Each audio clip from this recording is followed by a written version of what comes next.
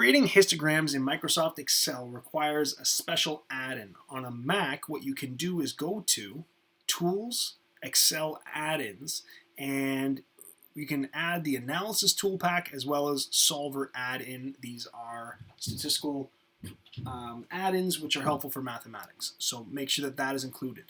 On a PC, what you can do is select under File, Options. And under Options, you'll be looking for something that looks like, under the Data tab within the Microsoft Excel program, look for Data Analysis and Data Tools. What we're going to do is select the data and use these buttons once we have those features. But first of all, let's think about the components that we need before we move forward with creating a histogram.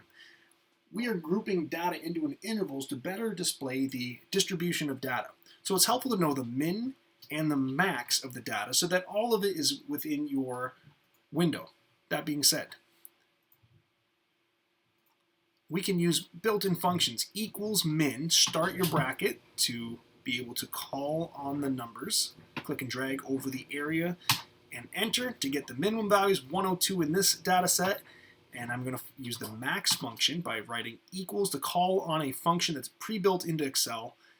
Open the bracket to start entering the numbers and press enter. So I know that my data values are between 100 and 200 approximately. So it would be logical to use intervals of size 10, for example. Why do we use these intervals? Because a bar graph with the outcome exactly 102 is very unlikely that that comes up more than once. So the frequency would not be very high, and it won't show the distribution of data, which is helpful when you're analyzing statistical information. So that being said, those intervals that we discussed, we will call bins. And our bins are the actual intervals that we are using for our histogram, but the numbers that I'm listing here are going to be the upper limits. So I'm going to demonstrate that from 0 to 99 is an upper limit. Let's just focus on the following. These are countable numbers, meaning that there are not, there's no continuous data or fractional numbers that we're graphing. So I'm going to use the numbers 100 to 110. In this case, I'm going to go 109, 119. I'm going to use the fill feature. I don't want to have to write this out all the way up to 200. So I'm going to click on the pattern that I've started. This is an adding pattern or an arithmetic pattern. And if I go up to 199, that'll contain our max and min, these bins, if these are upper limits. So what I'm going to do is the following. This is where we use that data analysis feature.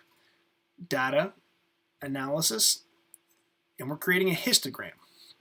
So these are the inputs. Input range refers to, and clear it out, and then you can select the data that we're doing. This is one variable statistics, so that's our input, just those one variable data.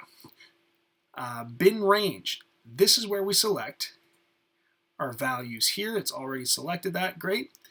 Now if I were to have selected both X and bins inside of these values, these ranges, then I would have included labels. I didn't, so I'm not going to include the labels. I can manually enter them myself. Next, your output range is just where you want to write the frequency for each of these intervals.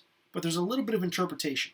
And I'm also going to select the chart output so that I can see an illustration of the frequency of each interval. Now there's a problem.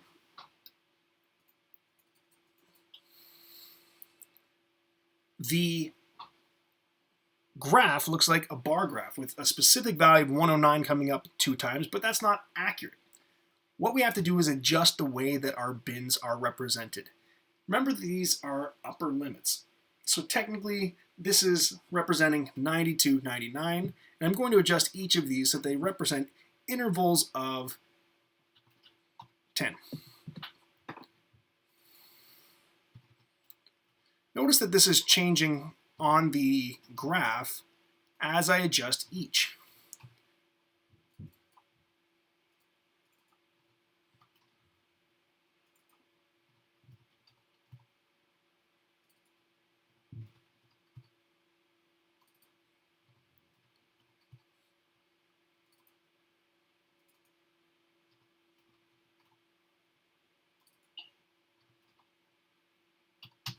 So now this is starting to look like a histogram, but the issue that I see is that, first of all, this legend tells you that this is representing the frequency. This is already indicated by the y-axis title, so I can just click on this and press backspace to delete it.